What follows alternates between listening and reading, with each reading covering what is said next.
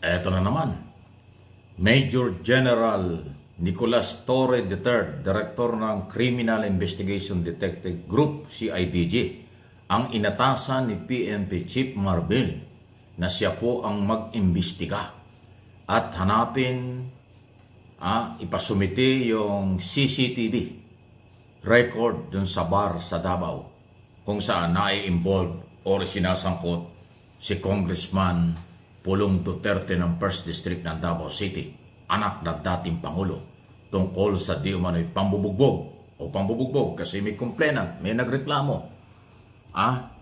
na 2 oras daw siyang binubugbog sa loob doon sa lugar na yan, ayon to sa complainant ng Marap. Kaya hindi ito palalampasin ng PNP. Narito yung ilang initial na sagot na interview ng media at direktiba ng PNP chief. Why was it necessary for the PNP to deny that you have that CCTV footage? Wala pa kaming CCTV right now, no? Kasama po dun sa investigation natin. In fact, ngayon lang po kami naglabas ng sinasapi na po namin sa owner po ng CCTV to give us to us para maging part po ng nating ebidensya. But as of now, wala po kaming holding ng CCTV na yan. Sino po ba nagsabi na meron kayong CCTV? Wala po. Kaya nga ngayon, yun po yung trabaho po ng CIDG director natin, sinapi na po natin for the owner to surrender to us. It becomes an evidence po sa natin. Ayun, so, malinaw. Malinaw po. Ang director ng CIDG, si General Torre po yon, Major General, ang inatasan. Alam mo yung mga DDS at saka yung mga taga Davao katroma na yata kay Torre, pero wala tayong magagawa. Trabaho niya yan. Sabi naman ni General Torre, ano ba na ang trabaho? Ayon sa batas, ay susundin niya yan. Kaya susunod siya sa order ng PNP chief, ang kanyang boss, na kausapin, isomon yung may-ari ng bar para malaman yung buong record ng CCTV. Although, sinabi po ng testigo na humarap na sa media, na ipakita ko na rin dito sa inyo at sa ating mga channel, na nung maramdaman daw ni Pulong Duterte na merong CCTV, ipinatigil. Pina-stop yung TV, CCTV. Tapos nga, tuloy-tuloy yung pambubog sa kanya dahil sa pinag-awayan dito ay babae sa halagang 1,000 pesos. Nagreklamo yung babae dahil sa haba ng oras, 8 hanggang alas 3 ng madaling araw, 1,000 pesos lang ibinayad. At dahil doon, nag-away-away na sila. At nambugbog na. Itong ito sa video, kitang-kita. Okay? So, ang kaso ipinil na sa DOJ. So yung case build up na tinatawag ongoing na kasi mayroong complainant na taga Davao nandito na sa Metro Manila. Ang PNP in-interview na General Marbil yan, Director General. Yan ang sinasabi niya. May utos na siya. Alamin. So again, kaya ako binabalita ito, yan ho ang totoo at yan ang nangyayari at development. Hindi na naman hindi ho ito pangaras. May nangyari at may complainant. Kaya dapat lang imbestigahan. Iyan ang rule of law. Hindi po inaakusahang guilty si Pulong dito. Hindi inaakusahang guilty na sila. Mag-iimbestiga. At yung CCTV record, yun po yung magpapatunay at magiging daan sa malinaw na investigasyon. Kaya kung pinapaliwanag ito, baka sabihin naman katulad ng naunang statement nila, hinaharas na naman ng mga Duterte. Pangaharas naman ito. Hindi po. May complainant. Ay si Torre na naman ang inyong makakaharap. Kasi siya po yung CIDG director at yung CIDG, ang scope niya, ang sakop niyan, buong Pilipinas. Luzon, Visayas, Mindanao. Kaya yung mga investigasyon sa ganyan, pagkapatupad ng warrant of arrest, sila po talaga mag-i-implement niyan. Sa pakipagnayan sa mga provincial at regional office ng PNP nationwide. Ayun. So, ito na naman. Duterte versus General Torre. Duterte loyalists, Duterte supporters, Duterte camp, laban versus PNP. Pero dahil sa investigasyon. Trabaho ng pulis yan. Huwag kayong magalit sa pulis. Kung walang pinanghuhugutan, hindi sila mag-iimbestiga. Kung walang complainant, hindi sila mag-iimbestiga. Pero buhay ang complainant, buhay ang issue, nag-viral ang mga issue, yan ay dapat talagang alamin. Kasi to serve and protect ang trabaho ng PNP. Kaya huwag kayong magalit sa ganyan. Yan ay pagkakataong inyong maipagtanggol ang inyong sarili. Nako, manggagalaitin na naman sila kay General Torre dahil po sa kautusan na yan na siya po ang aaksyon. Nako, ewan ko na lang talaga kung hindi mahuli at hindi maparusahan yung may kasalanan. Alam niyo, sa totoo lang, si General Torre po, kaya po tinik sa lalamunan ng mga Duterte, nila Kibulo, kasi po rule of law ang pinapairal nito. At hindi po, kumbaga, tapos na yung panahon ni Digong na ang mga PNP po noong panahon na yon kinukonsinte, di ba? Si General Torre, rule of law ang pinapairal. Kaya po etong mangyayari na to na investigasyon, na kitang-kita naman natin na meron talagang paglabag sa batas na ginawa itong si Pulong, kukondenahin nila yan at sasabihin nila na hinaharas nga talaga sila at meron talagang planadong pagpapabagsak sa pamilya Duterte. Pero walang nagpapabagsak sa pamilya Duterte. Sila po ang gumagawa ng kanilang mga kalokohan. Kitang-kita naman dun sa CCTV di ba? Wala namang ibang tao dun Wala namang ibang nagmamando dun. Pulong, gawin mo to. Dali, para mapasama ka. Wala namang ganun Di ba? Malaki na si Pulong, matanda na, nasa sariling, nasa tamang pag-iisip na, nasa, kumbaga, adult stage na. Para sabihin na meron pong nag-uudyok sa kanyang gawin yun or meron pong naninira sa kanya. Siya po ang nasa video, hindi niya itinanggi, hindi niya i-deny, di ba? Imposible naman na makalimutan ni Pulong yung mga ganyang bagay, di ba? Kaya nga inamin niya ilang taon lang naman si Pulong. Alam nga namang magkaroon na ng kakalimutin yan, di ba? Maging makakalimutin, di ba? Hindi naman Bata pa si Pulong. Kaya po talagang ito ay paano ito lulusutan ngayon ni Pulong Duterte. General Torre na ang aaksyon. Mukhang meron na naman tayo makikitang aksyon mula kay General Torre dahil po sa pangyayari na ito. Diba? Sana po lumabas kung ano talaga ang katotohanan at mapagbayad ang talagang may kasalanan. Yun lang naman ang ating hinahangad dito Wala naman tayong kumbaga iniisip na kung ano man, di ba? Kumbaga ang gusto lang natin lagi ay katarungan ang manaig. Ewan lang natin kung yun ang gusto ng mga Duterte. Kung yung mga gunita, hindi nag-deny si Pulong Duterte. Ang sagot lang niya, matagal na yung video niyan. Hindi naman pala matagal, noong February lang Di ilang buwan pa lang yan. Ang nagsabi naman na ito politika lang, pangaharas lang para may pagtakpan si Sara Duterte. Sa halip na kanyang pagsabihan yung kanyang kapatid, na sabi ng testigo madalas sinihingan siya ng babae at nagdi-deliver siya ng babae kay Pulong at saka kanyang kaibigan sa negosyo. Kaibigan sa mga Chinese businessman. Yun ang issue So dapat pagsabihan mo yun pero hindi Para bang sabihin mo, pamumulitika, parang kinusinti pa. Anong klaseng kapatid yun? Anong klaseng relasyon yan? Naku, personal na yan, pero nakakapagtaka. Nakakapagtaka talaga ang galaw. Normal ba yun? Nagtatanong lang po. Normal ba sa isang babae at isang abogada, vice president, na sa halip kanyang pagsabihan ng kapatid do sa maling ginagawa, pambububog at iba pa, parang kinusinti pa dahil sinasabing harassment lang yan ng gobyerno? Wow! Walang kinalaman ng gobyerno sa kanilang pansamantalang kaligayahan. Walang kinalaman ng gobyerno doon sa kanilang ginagawa.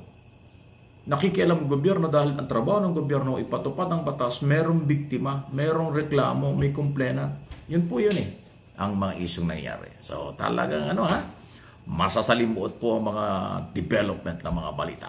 Pero huwag kayong maguguluhan. Sa abot ng aking kakayanan at ang aking mga channel, MA Pinoy TV at My Abi Opinion, sa aking pagsusuri, pag-aaral, babasahin natin ang lahat ng sitwasyon at paparating ko sa inyo ang aking opinion, interpretation, analysis sa mga nangyayari. Pero lagi ang bottom line ating binubuhay, rule of law, due process. Yan ang magandang galaw. Walang pang-aabuso. Lahat binibigyan ng pagkakataon. Ang mga siguro ay guilty, siguro may kasalanan, sila ang nagre-react. Ayaw nilang tanggapin ang due process, ayaw tanggapin ang investigasyon, sa halip ang bintang harassment. Kasi nga, baka, ulitin ko, baka guilty. Kaya ayaw tumanggap ng investigasyon, rule of law, due process. Naloko na. Kaya, comment. Malaya po kayo, ha? Huwag kayong paapekto sa mga troll at basher. At yung mga below the belt na mga comment. Malaya po kayong makinig at magsubaybay. Salamat po doon sa mga regular at madami nating followers, subscribers, viewers. Hindi nagko-comment. Silent viewers, okay lang po yan. Mabuhay po kayo. Pagpalain kayo ng Panginoon. At magandang kalusugan at kaligtasan sa lahat ng oras. Huwag tayong makalimot sa ating makapangyarihang Amang lumikha sa ating lahat. Itong mga nangyayaring ito'y kagagawan lang ng iilan. Kagagawan lang ng tao. Huwag tayong patalo sa mga masamang elemento. Huwag tayong patalo sa may mga personal na interest lang. Suportahan natin ang tamang gawain ng gobyerno para sa bayan. At may pag-asa tayong lahat. Diba? Ganun lang po yun. Paalala lang. Dahil ang mga pagsubok normal lang, pero malalampasan yan sa tamang proseso at tamang pagrespeto sa kapwa. Ang umaabuso, nagsasamantala, yan ay hindi magtatagal at mawawala rin yung ganyang klaseng galaw. Okay? Paki-like, huwag kayong makalimot. I-like po ninyo, iparating natin sa lahat ng Pilipino, mga kaibigan nyo dito sa abroad, ng mga pagtalakay ng ganito para makadagdag ng kaalaman at huwag mawalan ng pag-asa habang buhay. Di ba? Syempre, di ba, love your own, takipan, kapag may ginawang mali yung isa, sasaluhin ng isa. Di ba? Syempre, pamilya sila at nasa bingit sila ngayon ng alanganin. Dahil nga po, syempre, panahon ng kampanyahan, baka nga naman makaapekto kay Pulong ito, baka matalo si Pulong, baka mawala ng boto si Pulong, kaya pinagtatanggol syempre ni Sara Duterte. Kahit papaano, kailangan din nila na merong kongresista sa kanilang pamilya. Kahit papaano, meron silang kapit sa, sa 1st District. Diba? Alam niyo po, nasabi ko na to ng ilang beses sa aking mga vlog patungkol dito kay Pulong. Yung ganito pong bagay kasi, dapat, di ba, hindi ka gumagawa ng ganyang kasalanan. Lalo na kung pamilyado ka. Lalo na may ikaw ay merong partner. Di ba, kumbaga, yung panandali ang kaligayahan na yan, ang kapalit niyan, di ba, makikita natin na napakasama po na magiging epekto. 'Di ba? Ang samang ehemplo sa ating mga kababayan. 'Di ba? Parang yun yung kongresista nga nang bababae, batas kami hindi pwede. 'Di ba? Parang ganoon 'di ba? Parang ganoon yung iisipin at nakita natin sa isang CCTV footage na si Pulong ay enjoy habang nakikipagsayawan, chill sa mga tilapia. 'Di ba? Parang yun po yung dapat ba na ginagawa ng isang kongresista, 'di ba? Hindi po natin to dapat pinapalampas yung mga ganitong bagay. Ito pong ganitong mga pangyayari ay dapat po na talagang pinag-uusapan, binibigyan ng leksyon at binibigyan ng katarungan kung meron man pong naagrabyado sa ilalim ng batas, di ba? Dapat meron pong mapagbayad sa mga ganitong aksyon. Kasi po kung hindi po ito aaksyonan, hindi po ito gagawa ng kaso, gagawing kaso o merong magbabayad at maipapakulong ni General Torre, di ba? Parang sinabi na lang natin nakatanggap-tanggap sa ating kultura, sa ating mga Pilipino yung ganitong bagay. Hindi porke, di ba, yung tatay ay ganoon, di ba? Tatanggapin din sa anak. Kumbaga, pumayag nga tayo na ang ating dating presidente noon ay walang matatawag na first lady, di ba? Hindi natin matatawag na first lady kasi si Hanilet noon, di ba? Kaya di ba sa pagiging politiko, kasama po diyan yung pagiging disente, kasama po diyan yung pagiging mapagmahal sa pamilya. Kasi paano ka makakapagsilbi sa bayan kung ang sarili mong pamilya ay tinatarantado mo? Di what more pa kaya na tayong mga kababayan niya. ang hindi niya tarantaduhin, di ba? Nakikita ko nga sa mga comment section na kinokondena itong si Pulong Duterte dahil po sa ginawa niyang pag-chill with the tilapia, di ba? Nakikita ko ang daming nagko-comment diyan sa mga comment section na sa mga posts, sa mga sa mga shorts, yan nakikita ko sa mga video na sila, nadidismaya sila talaga kay Pulong Duterte at sabi nga inuubos daw ang pera ng taong bayan sa ganoong pamamaraan. Siguro hindi naman pera ng taong bayan yun, yung ginagastos niya sa mga pagbili ng mga tilapia, pagbibigay ng tilapia sa kanyang mga bodyguard, kasama pa na mayroon 2 pulis at 2 AFP ang kanyang kasama doon sa pagbebenta ng sa bigayan ng tilapia, di ba? Pero tingin ko hindi naman yun pera po ng taong bayan, pero di ba sarili niyang pera yun, wala tayong pakialam sa kung saan niya kinuha yung pera.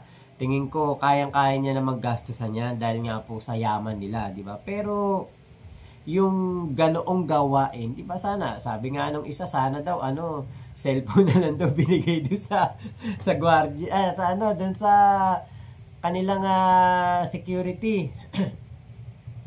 Sa PNP sa AFP, dapat daw cellphone na lang binigay.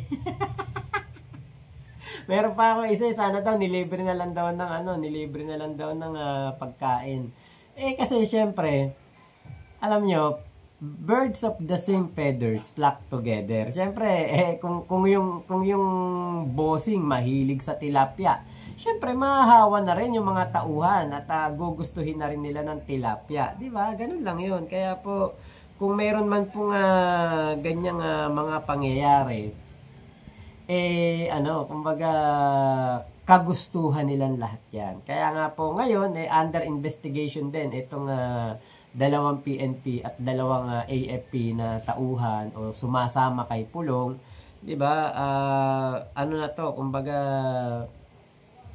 meron talagang mananagot, meron talagang mapaparusahan dahil po sa kumbaga na booking na transaction sa gabi, bentahan ng tilapia. Yan po ang napapala ng mga babaero. Yan ang napapala ng mga chick boy, 'di ba?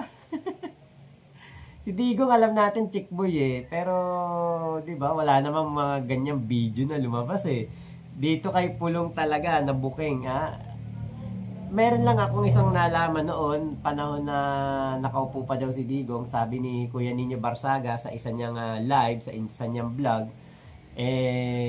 may nagdala ng mga chicks doon. Si Kuya Nino Barsaga ay naatasan na parang magdala ng mga tilapia doon sa Malacanang at ibinigay doon sa mga tauhan ni Digong. Yun yung lang. Pero 'di ba, birds of the same feathers flock together at like father, like son talaga. Yun po ang hindi maitatanggi. So, salamat po Sir Mike Abe sa inyo pong video. Salamat po sa mga manonood natin. 488,000 subscriber na ba tayo? Yun nata, 488,000.